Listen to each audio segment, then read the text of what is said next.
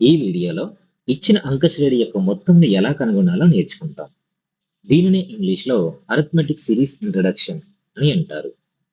అంక శ్రేణిని ఇంగ్లీష్లో అరిథ్మెటిక్ ప్రోగ్రెషన్ అని అంటారు మరియు అంక శ్రేణిలో ఉన్న పదాల మొత్తమును అరిథ్మెటిక్ సిరీస్ అని అంటారు.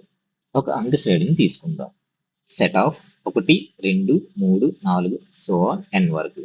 ఇప్పుడు ఈ అంక శ్రేణి యొక్క మొత్తమును కనుగొందాం.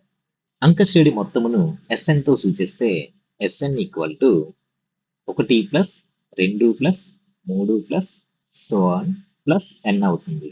దీనినే తిరిగి క్రమం మార్చి రాద్దాం. ఏమొస్తుంది? Sn ఈక్వల్ టు ఈ శ్రేణిలో చివరి పదం n.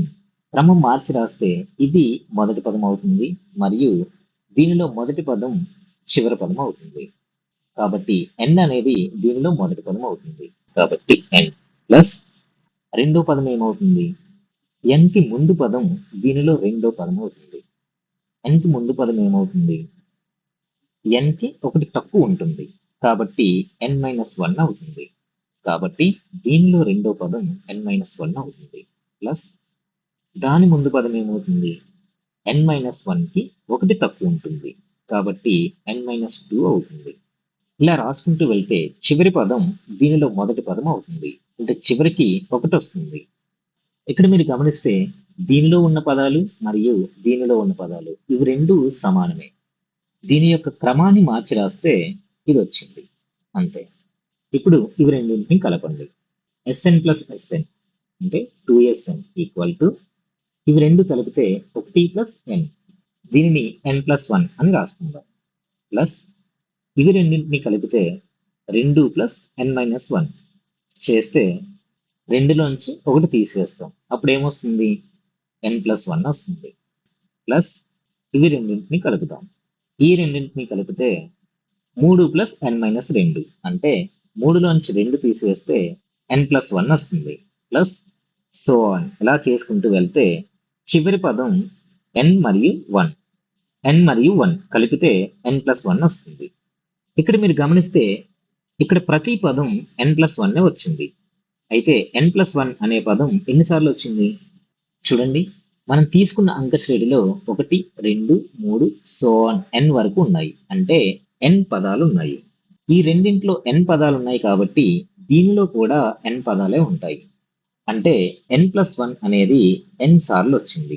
కాబట్టి 2Sn ఈక్వల్ టు n+1 అనేది n సార్లు వచ్చింది. కాబట్టి వీటన్నింటినీ కలిపితే 2Sn equal to n+1 into n అవుతుంది. దీనినే n ఇంటూ n+1 అని రాసుకుందాం. రెండు వైపులా 2 చే భాగించండి. అప్పుడు Sn equal to n into n+1/2 అవుతుంది. ఈ సూత్రాన్ని ఉపయోగించి మొదటి n పదాల మొత్తాన్ని కనుక్కోవచ్చు. ఉదాహరణకు 1 నుండి 100 వరకు అన్ని సంఖ్యల మొత్తాన్ని కనుక్కోవాలంటే n స్థానంలో 100ని తీసుకుంటాం. అంటే 100 ఇంటూ 100 ప్లస్ 1 అంటే 101/2 చేయాలి.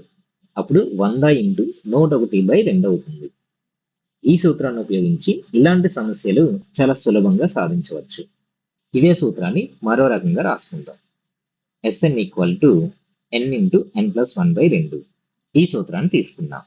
ఇక్కడ నేను అంక శ్రేణిని 1 నుండి మొదలు పెట్టాను కాబట్టి 1 అనేది మొదటి పదం అవుతుంది మరియు n అనేది చివరి పదం లేదా nవ పదం అవుతుంది. కాబట్టి ఈ సూత్రంలో చూడండి, ఈ 1 అనేది మొదటి పదం మరియు n అనేది చివరి పదం లేదా nవ పదం అవుతుంది.